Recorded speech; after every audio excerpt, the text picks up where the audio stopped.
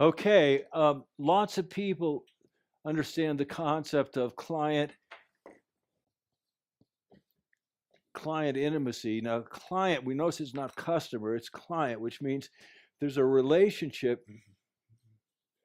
It's a relationship more than a sale. And so that's great. But how do you get to the client? I mean, how do you get them? So I have a process that I've been using for years that seems to be extremely successful.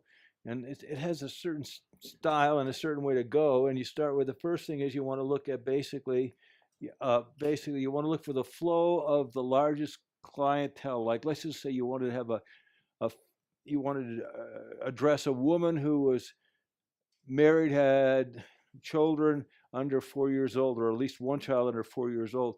So that is a domain that you're looking at. So that basically what they are at that point is basically this. So you start to look, how do I find people that are married and have kids under 4? And so they're called suspects. You don't know them, you have nothing about them other than there's a certain domain that you want to deal with. So once you get that, then the next thing is you want to work on a way, and that is by giving to them something. Givers get. So you have to give to get their name, address, and email. And so once you have their name, email, and phone number, they become a. Now, there's a big difference. Here's a group you don't know them. Here you know them. Now this starts the getting them to further in it. Now, the idea is you want to be interested, not interesting. So you're going to want to find out as much as you can about the prospect. And so this is when you start adding these people into what is known as your CRM. And in there, that'll be their name, address, etc. But you're going to find out are they married, the kids, their age, where they live, blah, blah, blah. So this is when the client intimacy process starts at the prospect level.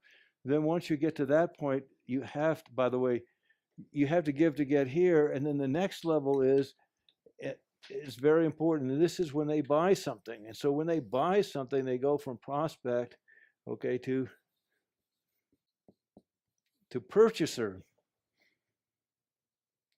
And a purchaser, somebody buys anything, 10 cents, doesn't matter. They buy something from you. So this moves them up. By the way, this is all captured here in the CRM. This is captured too. Then the next step up is you want to get to basically a thing called, you want them to be a repurchaser. And so once you get them to repurchase, they're on their way. Then you get to the next level up, which hopefully, now this is all done in your CRM. You want to get now to the next level up, which is loyal. Now, loyals are great. They are going to buy from you. Whenever they do, they're going to refer you. Basically, they're going to continue to work with you. That's great. But there is one more level up, which is actually the great level. And there are very few of those people. But when you get them, you want to make sure you hold on to them. And this level here is called a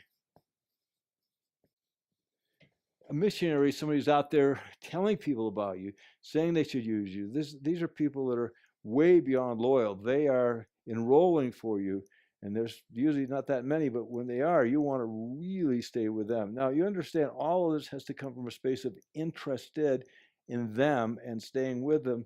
And the ideal scene is to make sure your missionaries are out there doing this, get as many loyal, and you start. This is the way you go. 1, 2, 3, 4, 5, 6. And when you get to the sixth one, you've got a very, very successful. I learned from Bucky a long time ago that the bigger the picture, the more accurate your prediction. There's nothing in a caterpillar, if you just study a caterpillar, will ever tell you about scenario butterfly. So my entire life, I am working as much as I can to be a comprehensivist. That is interested in everything, so I can make better choices, better decisions, and have a better perspective. What can I do for you?